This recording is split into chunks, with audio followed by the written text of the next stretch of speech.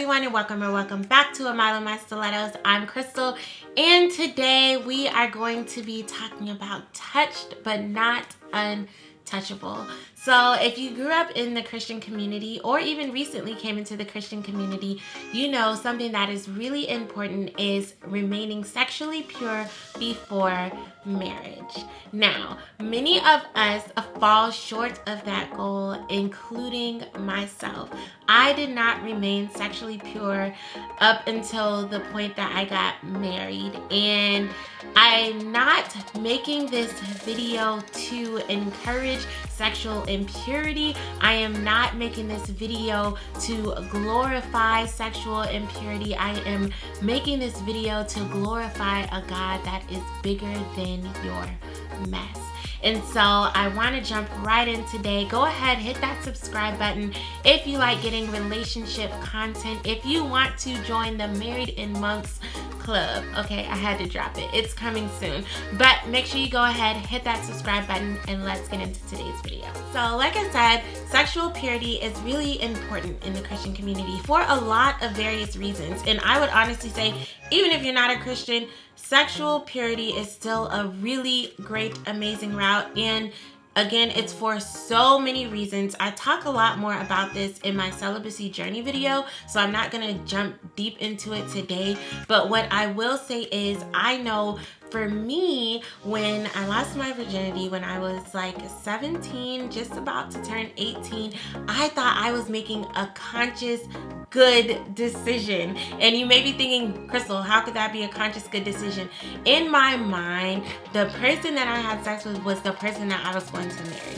So I was like, I know I'm not married yet, but I'm still only going to have one sexual partner, and I'm going to marry this person, and then life will be great, and it'll all be okay. But of course, at 17, that is a huge decision to think that I could make, and thank God that plan did not work out the way that I thought it would, because God's plan is always so much better than our plan, and God knows how to meet us anyway in the midst of what's happened. And so I know sometimes what happens to people, and what happened to me, is after that relationship ended, when myself and the guy broke up, I felt worthless.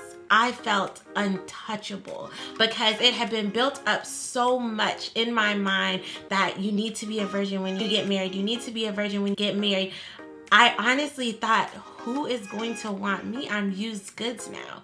I'm, again, untouchable. And like I said, that's why I want to talk today about touched but not untouchable, because the truth is, God knew the promise that he made to you even before you knew you were going to break your promise of purity, even before you knew that you should even make a promise of purity. And I think that's really important for people that come into the Christian community later in life. You may not have been taught anything at all about remaining a virgin until you get married. And that's okay, because God's promises for you still hold true. You may be someone that's a divorcee, and so obviously you can't go into your next marriage a virgin. You already did that. Even if you were a virgin going into your first marriage, your second marriage, you can't be a virgin again. You already had sex. But God still has a grace for that. And so I'm hoping through just this transparency in this video, I want you to know that God has a grace for whatever your situation was whether it was abuse, whether it was a relationship that went badly, whether it was a divorce, whatever the case was. Whether you just didn't understand the value of what you had. And that's something that I definitely make sure that I bring up. I did not think it was a big deal that I was having sex, because again, after I lost my virginity, I was like, okay, well, now, like, what do I do now? Like, nobody's gonna want me. And so I really just went down this really dark path of thinking, well, it doesn't matter now. It doesn't matter if I have sex with another guy or another guy or another guy, because I'm basically untouchable anyway. Nobody's going to want to marry me because of my sexual history. No good guy, not the guy that God would have had as his best for me, is going to want me because now I'm used goods.